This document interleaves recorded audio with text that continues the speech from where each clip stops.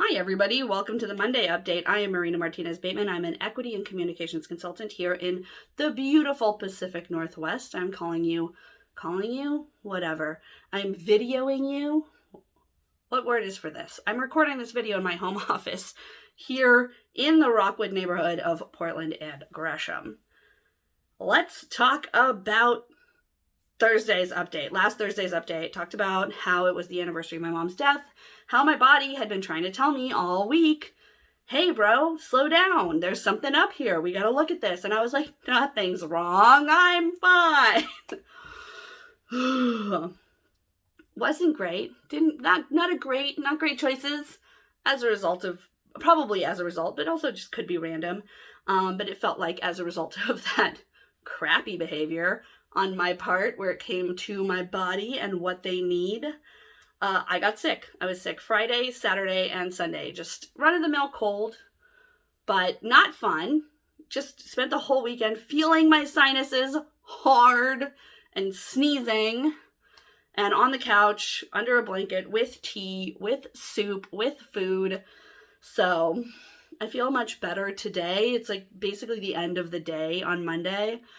So obviously that's what I needed. Obviously it was, I think, my body asserting itself and being like, if you're going to ignore me, I'm going to make it really hard for you to do that. Like, I ignored my body for a long time and worked really sick, like really, really sick before, and worked through it and just powered through.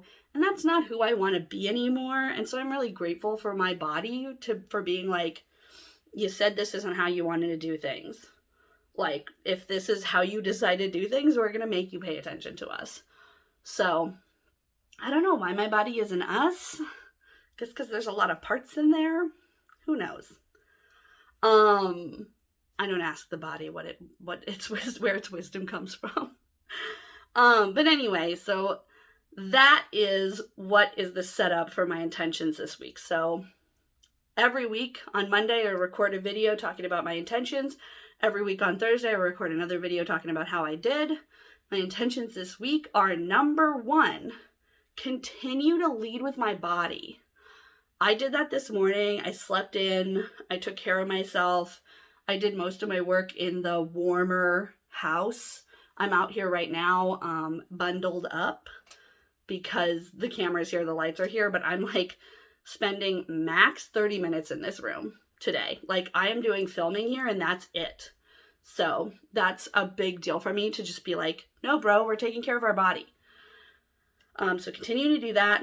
And then intention number two is to ask myself how I want to end 2020. We are about 3 weeks from the end of this thing. That's bananas to me. 2020 has been a roller coaster year. It's been a year of like low lows, but it's also been a year of extremely high highs. And I really want to honor that, and I don't necessarily know how yet.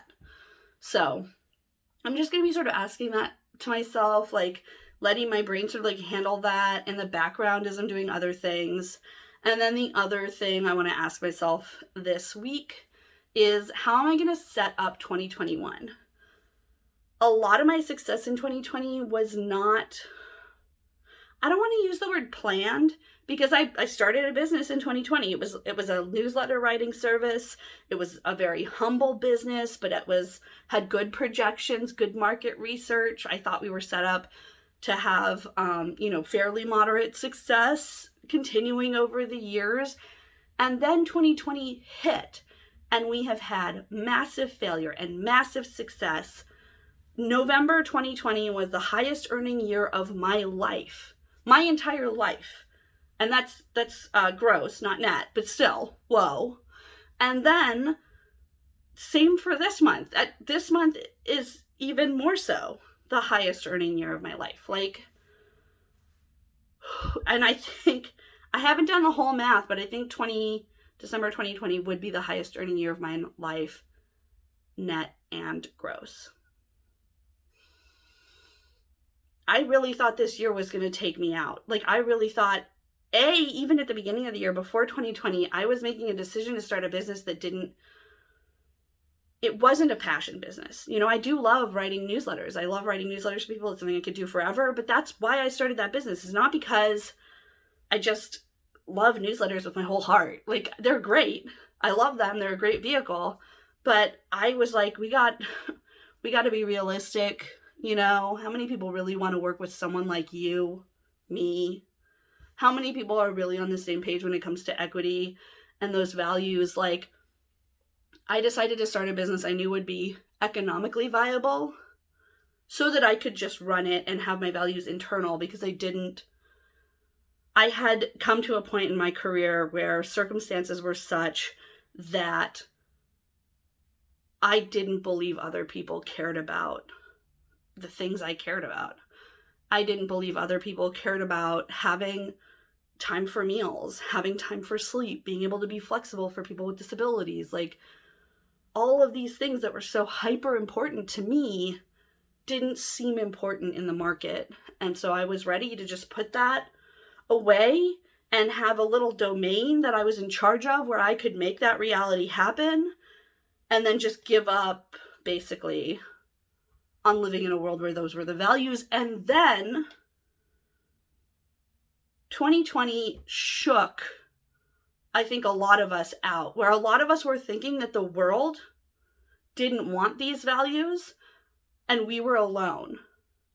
And then because of the circumstances of 2020, we got even more connected. We got even more loud about what was important. We got to choose sometimes between towing a line and even like survival in terms of a business sense, and then also in terms of our own professional sense and what really mattered to us.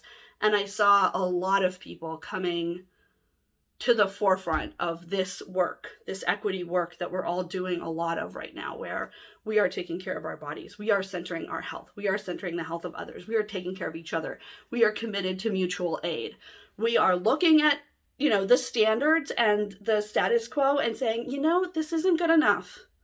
I need more than that. And that has been so affirming in a year where I started out this year thinking that it was time to put some of my more idealistic hopes to bed for now, and then to see them being practiced loudly by a lot of people, and many of us people in power, is just like, that's one amazing success among many.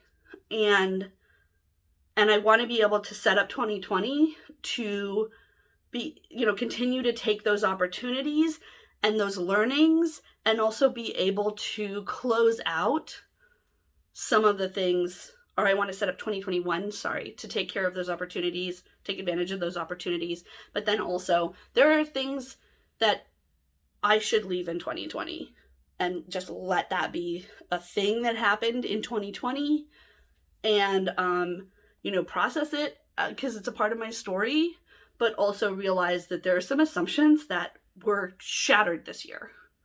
Namely, that someone like me, that people don't want to work with someone like me. That is, oh my God, is that wrong? And the fact that I allowed other people to tell me that about myself is something that I'm going to continue to work on and grow from. But also, that messaging, that self-messaging, needs to be left the fuck in 2020 with the rest of the garbage fire that year is. So I'm already thinking of things, obviously, I want to set up 2021 for and want to say goodbye to 2020. But those are my intentions. What are your intentions for the week? Put them down below. See you on Thursday.